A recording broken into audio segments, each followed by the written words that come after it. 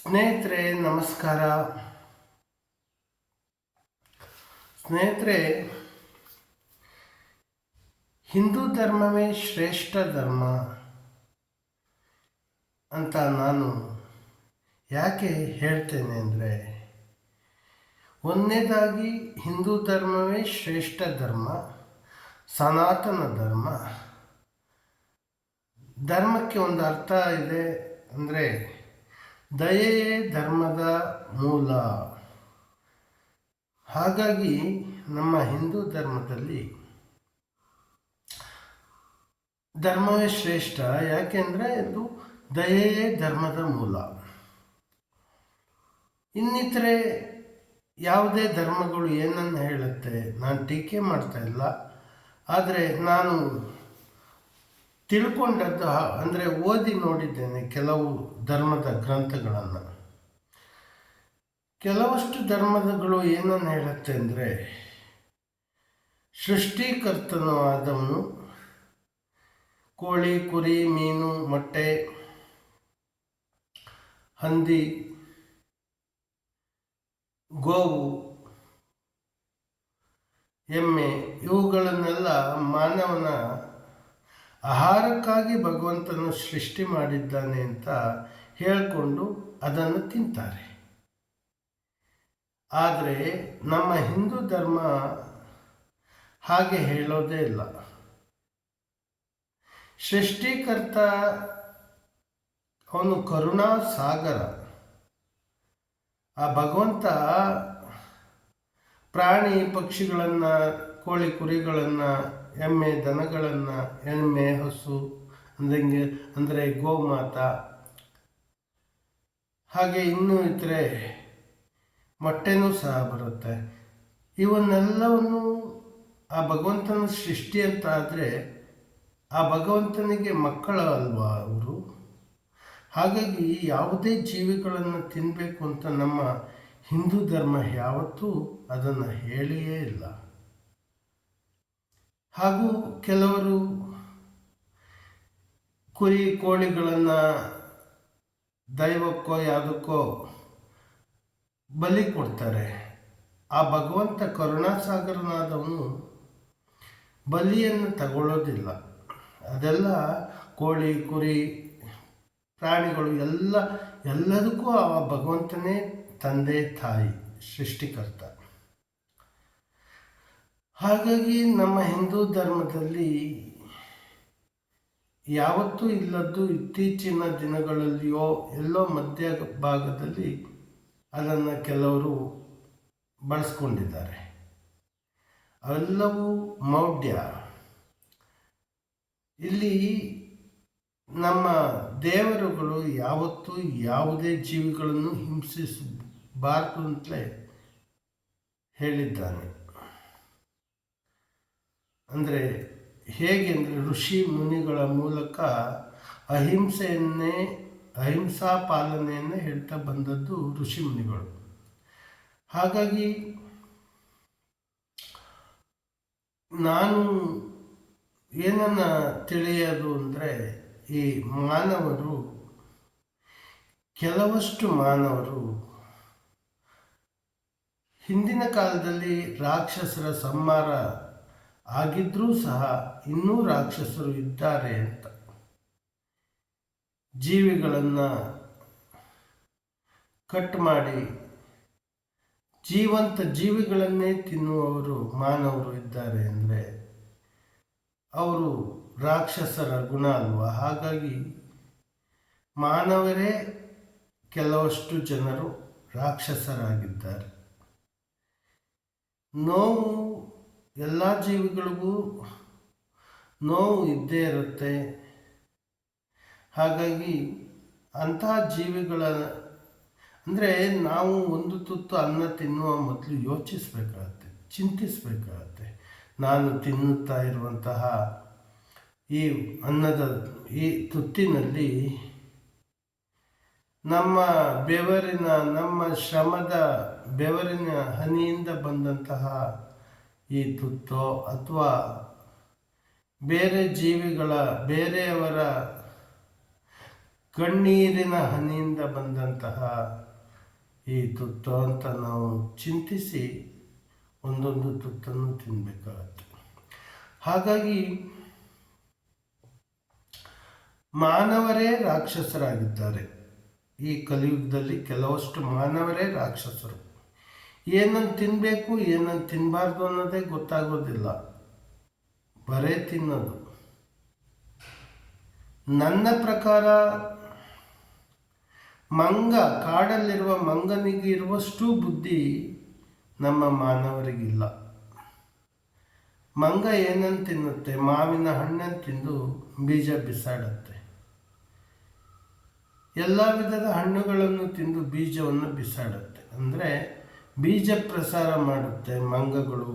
ಕೆಲವಷ್ಟು ಸಸ್ಯಾಹಾರಿ ಪಕ್ಷಿಗಳಿವೆ, ಅವುಗಳು ಹಣ್ಣನ್ನು ತಿಂದು ಬೀಜ ಪ್ರಸಾರ ಮಾಡುತ್ತೆ. ಹಾಗಂತ ಹೇಳಿ ಈಗ ಮಾವಿನ ಮರವನ್ನು ಕಡಿಯೋದು ರಾಕ್ಷಸತ್ವ. ಮಾವಿನ ಹಣ್ಣನ್ನು ತಿನ್ನಲಿಕ್ಕೆ ಭಗವಂತ ಕೊಟ್ಟಿದ್ದಾನೆ. ಆ ಹಣ್ಣನ್ನು ತಿಂದು ಬೀಜವನ್ನು ಪ್ರಸಾರ ಮಾಡಬೇಕಾಗತ್ತೆ. ಹಾಗಾಗಿ ಸಾಕಷ್ಟು ಮಾನವರು ರಾಕ್ಷಸೀಯ ಗುಣವನ್ನು ಹೊಂದ್ಕೊಂಡಿದ್ದಾರೆ. ಹಾಗಾಗಿ ಯಾರೆಲ್ಲ ಈಗ ನನ್ನ ಆಹಾರದ ಬಗ್ಗೆ ನಾನು ತಿಳಿಸೋದಾದರೆ, ನನಗೆ ಜ್ಞಾನ ಬಂದ ನಂತರದಿಂದ ನಾನು ಸಾಕಷ್ಟು ನಾವು ಸಸ್ಯಾಹಾರಿಯೇ ಆಗಿದ್ದರೂ ಸಹ ಅದರಲ್ಲಿಯೂ ಕೆಲವಷ್ಟು ಸಸ್ಯಾಹಾರವನ್ನು ಅವಾಯ್ಡ್ ಮಾಡ್ತಾ ಬಂದೆ. ಮೊಸರು ಅದು ನಾನ್ ವೆಜ್ಜೇ, ಆದರೆ ಅದನ್ನು ಅವಾಯ್ಡ್ ಮಾಡಿದ್ದೇನೆ. ಹಾಲು ನಾನ್ ವೆಜ್ಜೇ, ಆದರೆ ಅದರಲ್ಲಿ ಜೀವಿಗಳು ಇರೋದಿಲ್ಲ. ಹಾಗಾಗಿ ಹಾಲನ್ನು ಕುಡಿಬೋದು. ನಾವು ಹೇಗೆ ತಾಯಿಯ ಹಾಲನ್ನು ಕುಡಿಯುತ್ತೇವೋ ಹಾಗೆ ಹಸುವಿನ ಹಾಲನ್ನು ನಾವು ಕುಡಿಯೋದ್ರಿಂದ ಇದು ಯಾವ ದೋಷ ಇಲ್ಲ. ಈಗ ನಾವು ತಿನ್ನುವ ಅಕ್ಕಿಗೂ ಜೀವ ಇದೆ. ಭತ್ತವನ್ನು ಭೂಮಿ ಹಾಕಿದಾಗ ಗಿಡ ಬೆಳೆಯುತ್ತೆ. ಅಂದರೆ ಅದರಿಂದ ಒಂದು ಪ್ಲ್ಯಾಂಟು, ಮರನೋ ಸಸ್ಯವೋ ಅದು ಹುಟ್ಟುತ್ತೆ. ಹಾಗಾಗಿ ಪ್ರತಿಯೊಂದು ಬೀಜಗಳಲ್ಲಿಯೂ ಜೀವ ಇದೆ. ಅದು ಭ್ರೂಣ. ಭತ್ತ ಭ್ರೂಣ, ಶುಂಠಿಯು ಭ್ರೂಣ, ಇನ್ನಿತರೆ ಗಡ್ಡೆ ಗೆಣಸುಗಳು ಭ್ರೂಣವಾಗಿರುತ್ತೆ. ಹಾಗಾಗಿ ನಾನು ಶುಂಠಿ, ಗೆಣಸು, ಆಲೂಗಡ್ಡೆ ಇವುಗಳನ್ನೆಲ್ಲ ತ್ಯಜಿಸಿಬಿಟ್ಟಿದ್ದೇನೆ. ಅಕ್ಕಿ, ಗೋಧಿ ಎಲ್ಲವನ್ನು ತಿನ್ನೋದು ಬಿಟ್ಟು, ಮೆಣಸು ಸಹ ಜೀವ ಇದೆ. ಒಂದು ಪಕ್ಷ ನಾವು ತಿನ್ನೋದಾದರೆ ಯಾವುದಾದ್ರೂ ದೇವಸ್ಥಾನಗಳಲ್ಲಿ ಹೋದಾಗ ಅಥವಾ ಯಾರಾದರೂ ಅಡುಗೆ ಮಾಡಿದ್ದು ಅಂದರೂ ಅವರು ಸಹ ಸಸ್ಯಾಹಾರಿ ಆಗಿದ್ದರೆ ಅಂಥವರು ನಮಗೆ ಅನ್ನ ನಮ್ಮ ತಟ್ಟೆಗೆ ಹಾಕಿದಾಗ ನಾವು ಅದನ್ನು ತಿನ್ಬೋದಷ್ಟೆ. ನಾವು ಮಾಡಲಿಕ್ಕೆ ನಮಗೆ ರೈಟ್ಸ್ ಇರೋದಿಲ್ಲ. ನಾವು ತಿನ್ನುವ ಆಹಾರ ಸಾತ್ವಿಕವಾಗಿ ಇದ್ದರೂ ಸಹ ನಾವೇ ಅದನ್ನು ಈಗ ತೊಂಡೆಕಾಯಿ, ಬೆಂಡೆಕಾಯಿ ಇರ್ಬೋದು, ಅವುಗಳಲ್ಲೂ ಬೀಜ ಇರುತ್ತೆ. ನಾವು ಅದನ್ನು ಕಟ್ ಮಾಡಿ ತಿಂದರೆ ಅದು ದೋಷವೇ. ಅದರಿಂದ ಒಂದು ಗಿಡ ಹುಟ್ಟಿ ಬರುತ್ತೆ.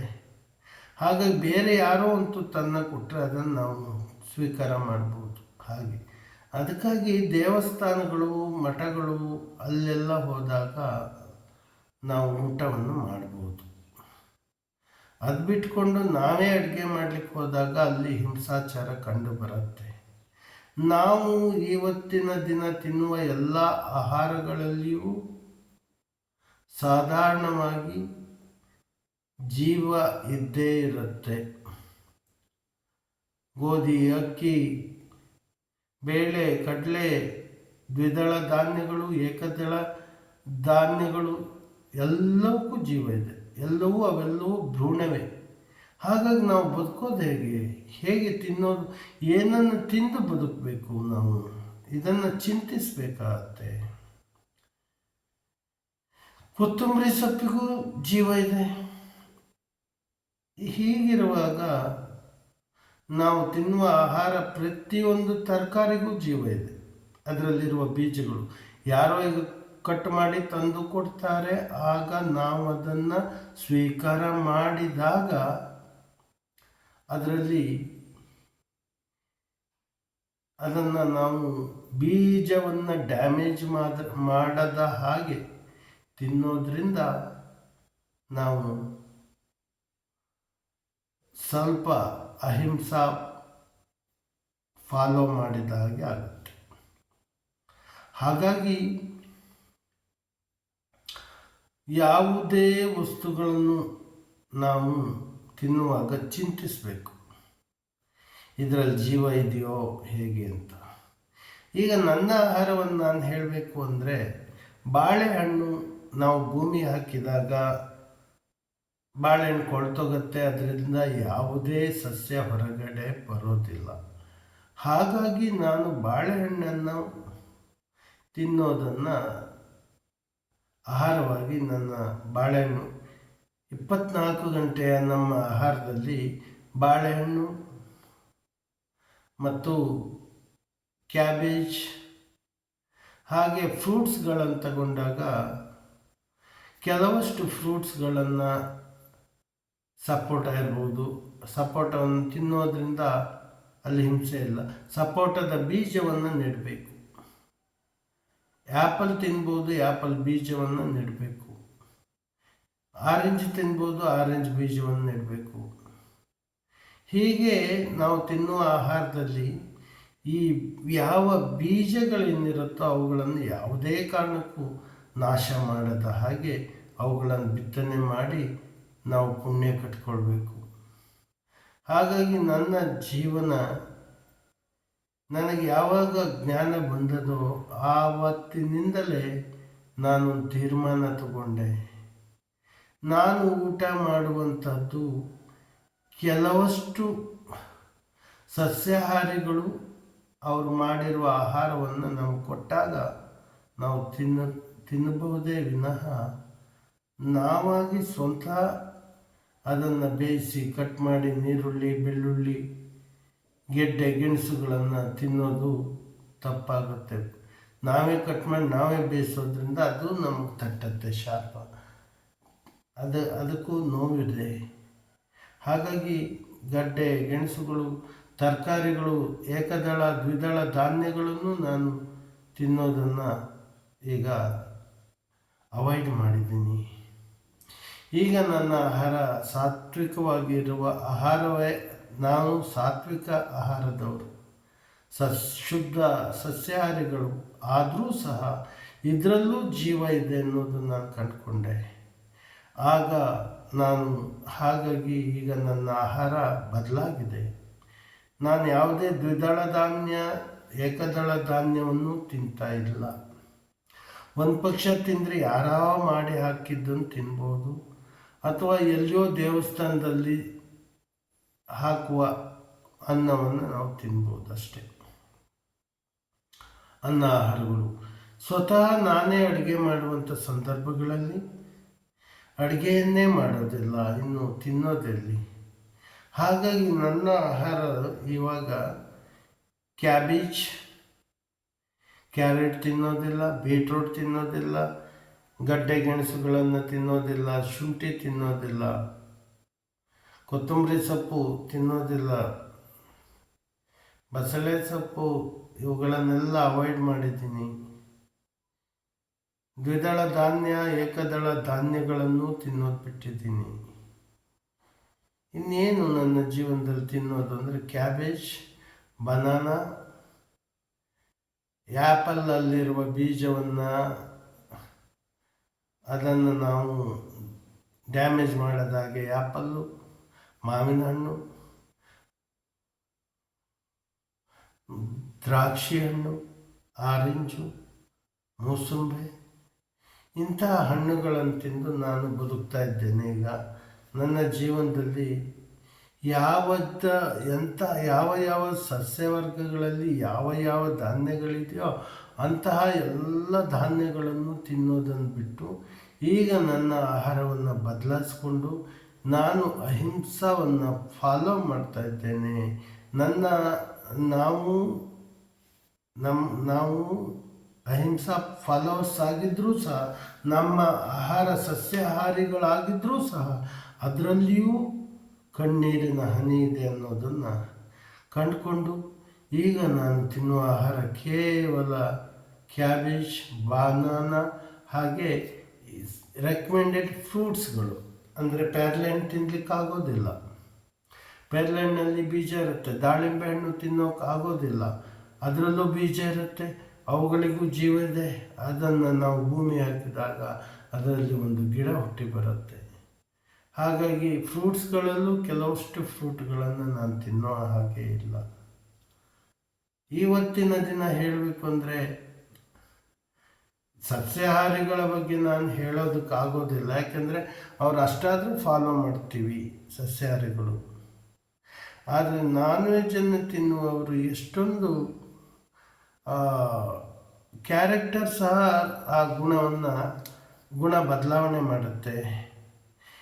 ಹಾಗೆಯೇ ನಾನ್ ವೆಜ್ಜನ್ನು ತಿನ್ನುವವರು, ಯಾಕೆಂದರೆ ಅಲ್ಲಿ ಒಂದು ಹಿಂಸೆ ಆಗ್ತಾ ಇರುತ್ತೆ ಅಂದಮೇಲೆ ಅವ್ರು ಹೇಗೆ ಮಾನವರಾಗ್ತಾರೆ?